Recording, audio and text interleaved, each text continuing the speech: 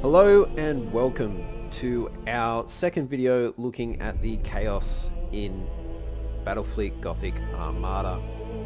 So in this video we're going to go through the upgrades, skills, favours and crew. So without any further ado, here we go. So as you can see with upgrades here, they're split into engine, generator, deck, hull and weaponry. Except for hull, these represent the subsystems which can be specifically targeted during game. So taking out these subsystems will effectively negate whichever one of these we're looking at. Obviously weaponry, you'd have to take out all the weaponry. As for hull, these are general things and will stay permanently until the ship is destroyed. Right, so let's start with engine. So pretty simple, maneuvering thrusters. Just straight up increase of 5 degrees per second to its turning rate. Fairly simple. Obviously it's more useful on the bigger ships which have that slower turning rate to start with. It just helps them keep up with some of the faster ships out there. Right, auxiliary power relays. So as it says there, if it suffers critical damage to the engines, the speed penalty is divided by 2. So generally when your engines are taken out, your speed will halve. So instead you'll only lose a quarter of your maximum speed. This obviously can be useful given the limited number of upgrade points you get. I personally don't feel it's particularly useful, so not something I tend to use. Efficient plasma thrusters. Combustion gauge used for special maneuvers improved by 25%. So this one can have much more of a benefit. It tends to be something I give to transport ships so that they can burn it all ahead for longer, which just allows them to cross the map quicker, which is obviously useful in that particular game type. Other than that, it's not something I generally give to my combat ships, as there are other upgrades I like to give them. And given, like I said before, the limited number, you've got to be careful and picky about what you go with. But obviously this could come down to how you want to set up your fleet as well. And finally for engines, we have emissions dissipator. Special maneuvers will not reveal the ship anymore. So this can be semi-useful, especially with a chaos fleet, in that you actually do want to try and use running silent a bit, or the Zench favor, which we'll get to in a second. So it can be useful to do that and still be able to use your combustion gauge. Something to consider. I would put it down the list of upgrades, so it's certainly not going to be amongst my first few upgrades, but it is something I might consider towards the end when I'm going, okay, what do I need to finish this off? Right, moving on to the generator ones. We have navigation shields. So asteroid damage to the ship is negated. So this is fairly standard and self-explanatory. When you're traveling through asteroid fields on the battlefield, usually you will take damage over time as you're traveling through them. This just stops that. Right, additional void shield generator. Straight up increase to the amount of shields your ship has. As it says there, your line ships get 100, escort ships get 50. Not much more to it. More health is what it boils down to. Auxiliary shield capacitors. So increases the reload speed of the shield by 50%. So this is something I'm more likely to give to the larger ships which have that bigger shield to start with, because the rate at which a shield recharges is set. Doesn't matter how much shield they actually have to start with. So when they have more shields, yes, it takes longer for them to go, but once they are gone, it takes longer for them to recharge. So I'm more likely to give them this to allow them to recharge quicker. And then finally, generator security team. So it increases the troop value by +10, but only if that assault action is going to cancel a warp jump.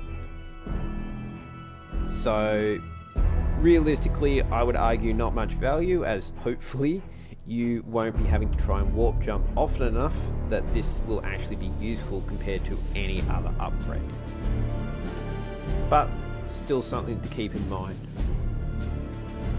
Moving on to our deck, and we have the improved auger array. So this increases the detection range of the ship by 2,500. This is actually quite useful for Chaos ships, as most ships will actually be sitting at long range and do prefer to sit at that longer range. Because of this, you do want to be able to see further. You want to be shooting at ships before they can shoot at you. So this is something I do actually try and give Chaos ships. Right, the advanced cogitator linkages.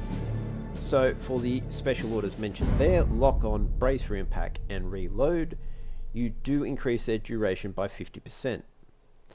This is obviously just generally useful. The longer these run, the better it is for you. So, like I said though, Chaos ships you do want to be using running silent a bit, and it doesn't affect that. Just something to keep in mind. But still can be quite useful as a general upgrade across the fleet. Chaos Space Marines.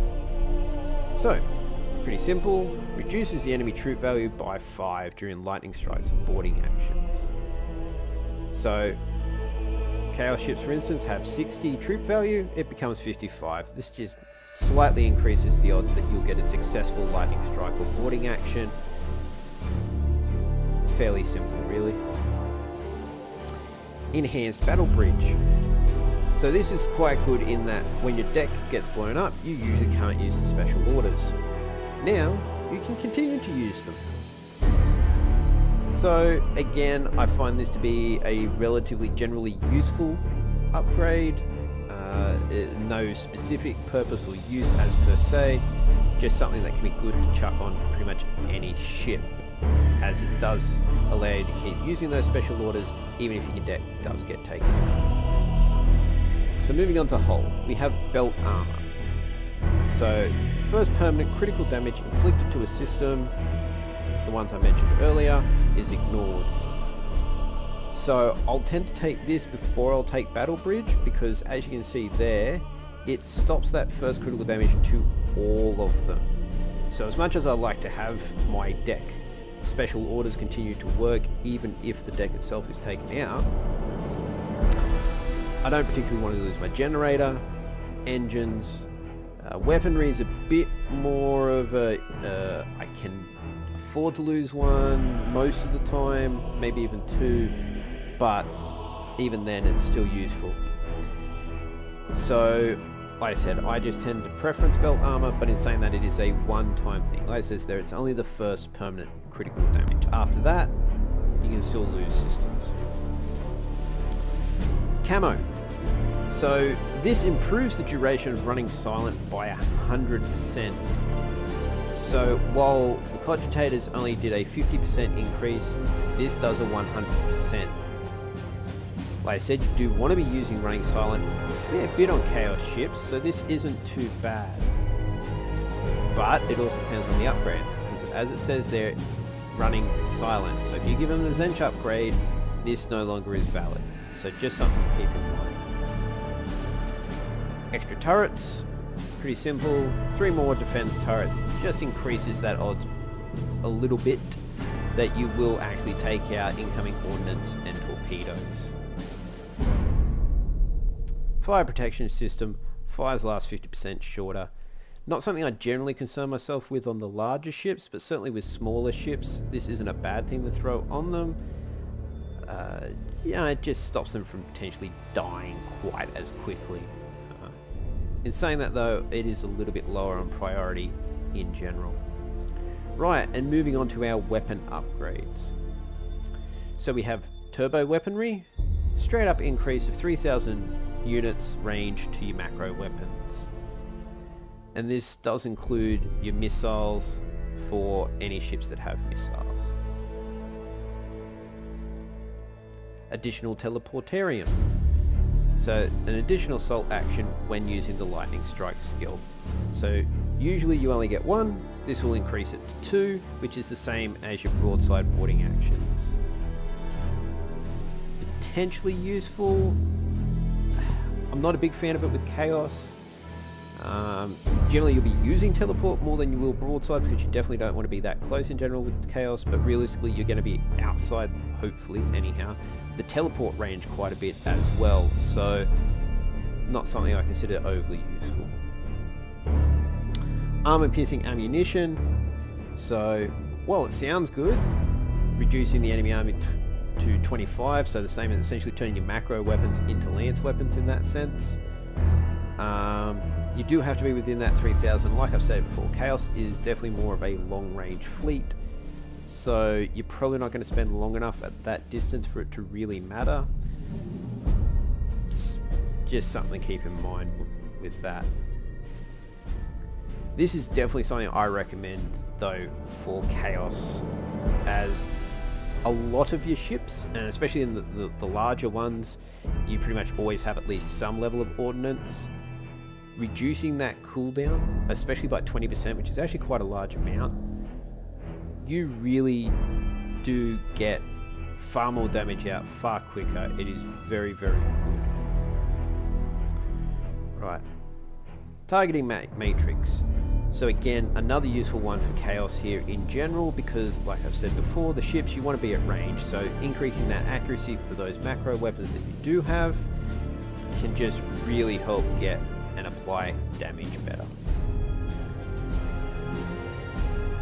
Refined lasers, generally not needed with the Chaos fleet, as most of your lancers have a 12,000 range anyhow. If you really want, you can make it 15,000, and it's certainly something I know that is done within the meta, and having your fleets have a 15,000 range, and saying that the maximum that you can set on the keep range essentially is 12,000. Right. Overload generator. So this is kind of an iffy one. So when using the lock-on special order, Lance's chances of dealing a critical damage are increased by 100%. So essentially doubling your crit chance. So this is actually fairly good. Obviously though, it is only while lock-on's in use. Like I said before, you're not always going to be running lock-on as much as you might with other fleets, due to you wanting to run running silent a bit more. Also, just keep in mind that that can only be done while their shields are down. So you might have to hold off on using your skills until the shield's down. And it's just something you got to weigh up when choosing it. It's not bad as per se, but you got to think, is it worth it compared to the other choices you have? Disruption overcharge. So this one I definitely recommend for ships that run a lot of lancers. The 50% more damage against shields is very, very useful. Simply because lancers don't actually do that much damage versus shields. Macros are definitely better at that. But a lot of your Chaos ships, you're going to be wanting to run lance heavy, and as such you really want that extra damage coming in to help you deal with those shields, because once those shields are down, those lancers are hitting, they're piercing through armor, and they're doing damage. So that's definitely what you want. Right, so that's all our upgrades. Let's move on to the skills. So again, these are broken up into groups. We have defense, damage, control, support, recon, and maneuver. So this can allow you to specialize your ships a little bit, in the sense that you can go, okay, well I want them to be defense heavy, I want them to be damage heavy, so on and so forth. As you can see, at least with my larger ships here, I tend to go with a bit more of a mix, but this will come down to slightly more preferential style. So anyhow, let's crack into it. Defense. Supercharged Void Shield. Straight up 10 seconds of your shields being impenetrable. Simple as, you will not lose shields during that time. It is awesome, but it is only 10 seconds. So it is sort of something you want to try and save up for when you see a large amount of damage incoming. Things like Eldar Pulsars, or large Lance incoming, or some other such thing where you see a lot of damage about to be incoming. You want to stop it. Right, emergency capacitor. So 10 seconds of increase in the recharge rate by 150%. So this is quite a large amount, and 10 seconds is actually quite a long time of that increased amount. Especially when combined if you have the upgrade that's already given them increase in their passive shield recharge, this just ups it even more. So you can get your shield backs quite a fair bit quicker.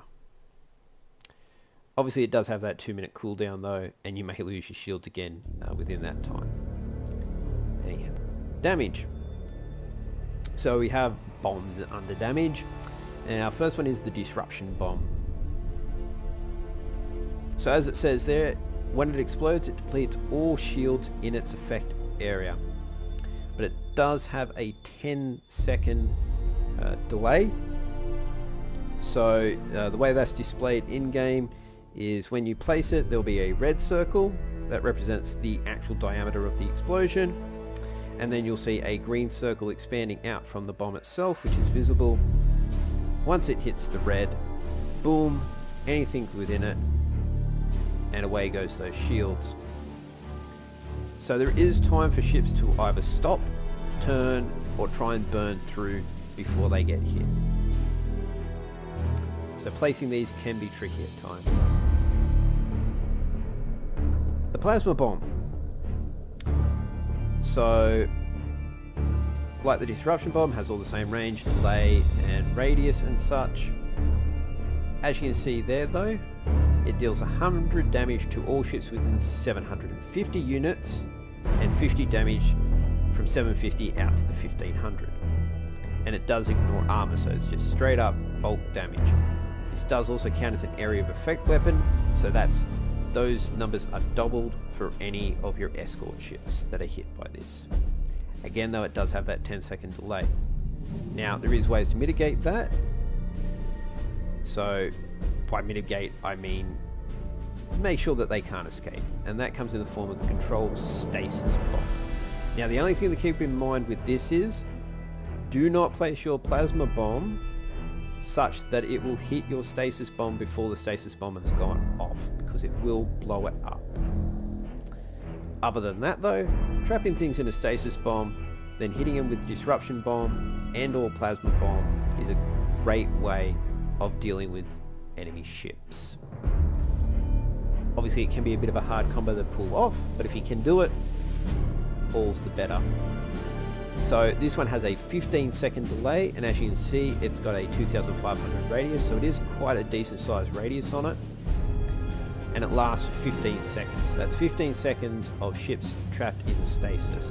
Now it is not just ships. Ordnance, torpedoes and macro weapons will all be slowed down by it. Lancers on the other hand though are not, which is what can make this useful for a Chaos fleet that is running lance heavy, as you can trap them in that stasis field and you can just keep smashing them with those lance weapons. Right. Under control we also have the auger disruptor. So this can be useful for a Chaos fleet. Has that 7500 range. As I said before, I like to increase my max range to be about that 7,500, and because it does reduce the enemy ship to 1,000, combine that with running silent and you can essentially make your ship disappear. It's quite good for getting out of there, because if they can't see your ship, they can't shoot your ship. You on the other hand can continue to shoot at them. 25 seconds of them not being able to shoot at you, you being able to shoot at them, is quite a long time, trust me. Right, so moving on to support, and we have rally. So as you can see there, it just stops mutiny without the penalties associated by executing. 7,500 range, 3-minute cooldown, so if there's a lot of ships mutinying close together, try and pick one that you feel is best worth saving with this, execute the others, or let them run as you choose fit, depending on the situation. So voice shield transfer. So 5,000 range, so you know your ships have got to still be reasonably close to each other, at least within sight of each other. 100 points straight up, so if you haven't put an upgrade on your smaller ships, that's straight up instant refilling of their entire shields. And the best part of this is it does not actually drain this ship's shield, whatever ship you're putting this on. It's just 100 points of shield back to a ship. Can be quite useful. Right, then we have recon. So we have our recon beacon. So this is a stationary beacon with a range of 2,500 for detection and a range of 10,000 for its application. So as you can see, they're quite a long duration. Realistically, it should allow you to keep seeing a ship long enough to destroy it. Because as it says there, you can fix it on a ship without a shield. This can be useful if the enemy you're facing is running silent a lot themselves. There are certain fleets, especially when you're going against the AI, you'll start to recognize there are fleets that tend to like using it. So by using this, you can deal with that. Also useful if things are hiding inside of a gas cloud. Place this in the center of the gas cloud. For the vast majority of gas clouds, you're going to be able to see everything inside of it, no problems, and they essentially just can't hide anymore. Quite useful. Then we have our auger probe. So traveling at a speed of 600, so fairly quickly. Unlimited, it will just fly across the map in a straight line with a 2-minute cooldown, revealing anything inside of its detection range. So, especially for a Chaos fleet, I do find these useful. As I've said a number of times now, you want to be sitting at distance, so being able to send these out to reveal any ships that may have gone into a gas cloud and then come back out, which does have the effect of stopping you from being able to shoot at them without getting within sight range again, or they've run silent, or some other such thing. Having these is useful, not to mention sending one out towards the beginning of the engagement so that you can engage from your long range and not have to get in that closer range, which is usually going to be more beneficial to the enemy. Right, and finally we have maneuver. So we have micro warp jump. So teleport and reorientate the ship within its detection range. So if you are going to use this, I would definitely highly recommend that you take the range extension on your detection range so that you have a better flexibility with this. Now, as it says there, the cooldown is shared with disengagement, so this does actually start on cooldown, on that 3-minute cooldown. It can't be deployed too close, so it pretty much works the same as when you're setting up your ships initially. There's a ring around them and you can't set them up inside of that ring. You can't see the rings, unfortunately, but it does work out to be the same sort of distance, so just try and have an idea roughly of how much range around each ship in squares you have. Other than that, this can be quite useful for helping maneuverability, especially with low ships. As you can see, I haven't used it here. Not something I generally prefer so much for the Chaos fleet, but certainly for other fleets I have found this to be quite useful. Enhanced induction cells. I can just burn through my entire combustion gauge and then bam, instant refill, keep going. So this is something I've used because with these larger ships you might have to burn for quite a bit to get what you want. Also, doing the high speed turns with them does actually chew up quite a large amount of their combustion gauge. So I just find this useful for these larger ships. Right, so that's all the skills. Let's move on to Favours.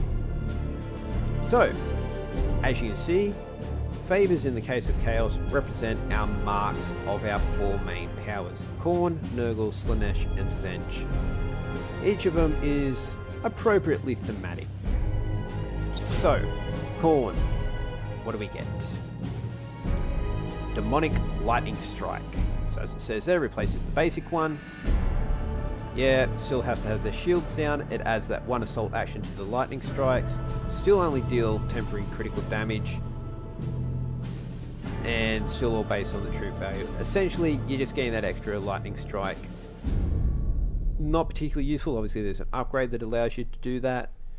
But if you'd rather spend the points here as opposed to there, that's sort of up to you. But what else does Khorne give us for our 1600?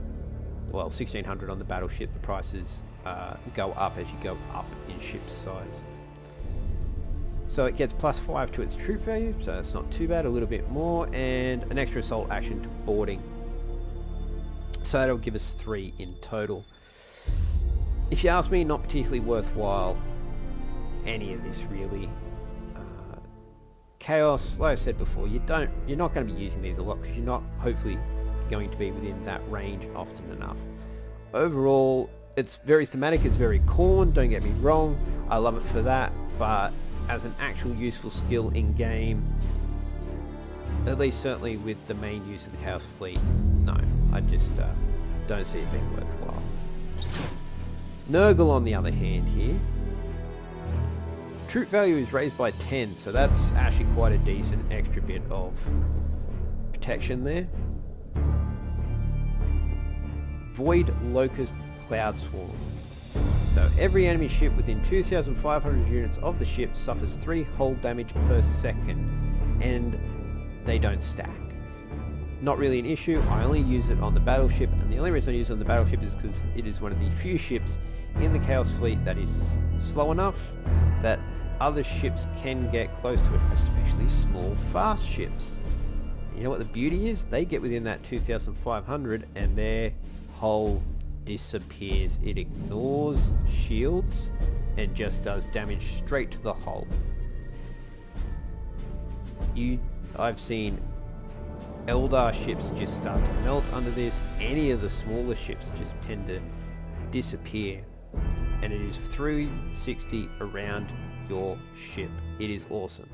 It does leave it looking like this, which, you know, let's face it, it's butt ugly, but it is very Nurgle. So, like I said, I like it for the large ship for that. Now, what else do we have? Slaanesh. So, at first I was like, how are they going to do Slaanesh? But then we got this. The targeted enemy ship loses its active special order and can't use skills for 30 seconds. Slaanesh's promise. So I can only think that is what this is meant to be, is Slaanesh is distracting them with some rather graphic images of things they could be doing that would be far more enjoyable than what they are currently. Then Siren of Slaanesh. So this is something that is seen quite a bit with Slaanesh in 40k and its effects in general, affecting morale. And that's just what this does. So it has the insubordination chances raised by 10% if it reaches 30% hull integrity, 4% for line ship loss, and 1% for an escort ship loss.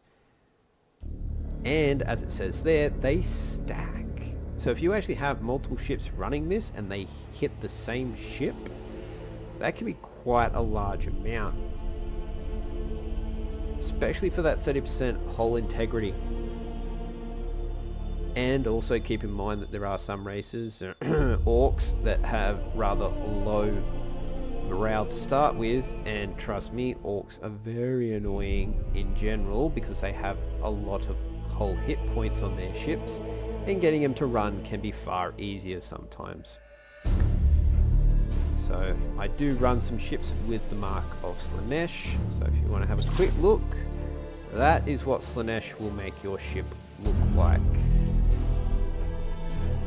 For those who haven't seen me talk about this in the actual ships video, as you can see, it's kept relatively PG compared to what they could have done with Slaanesh.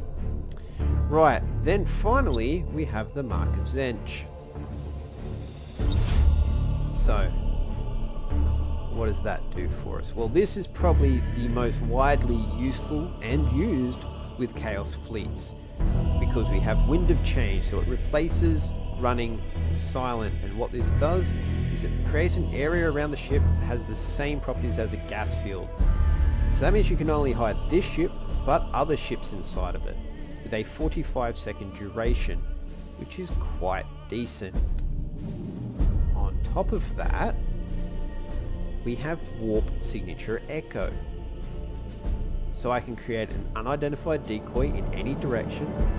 It will just move in a straight line at the same speed as the ship that launched it. And once it's moved a certain distance away from the ship, you can then switch positions. So this can be good for switching up. I have used it for that, and the AI does actually fall for it, which is unusual, as generally with running silent and that, it's only useful for stopping the AI from shooting at you, as it should know where your ship is. It's a little cheat they give the AI just because, well, it's an AI and not a human. It's not particularly good at, say, guessing where your ships should be and where you're most likely to be heading towards. They do offset this by making sure that the AI is a little dumb when it comes to avoiding things like asteroid fields and minefields. Anyhow, it does fall for these though, and it does fall for the switch. So that is something to keep in mind, and certainly against a human player, well, they're just not going to know, and so they have to take their chances. Just keep in mind that doing this obviously within the sight range of another ship is no good. The Warp Signature Echo, once it enters the visual range of another ship, will automatically be identified as that, an echo, and it will disappear. So you either want to put this heading away from the enemy ships, or if for whatever reason you want to be heading closer to them using this method, and they might be thinking, you're not going to be heading towards me, you're chaos, you want to make sure you use that switch before you get within their visual range. Right, so that's all our favours. So lastly we have crew. So these are the same across all fleets in terms of what they do, they just have different names. So we have our demonic influence. This just reduces your chances of insubordination.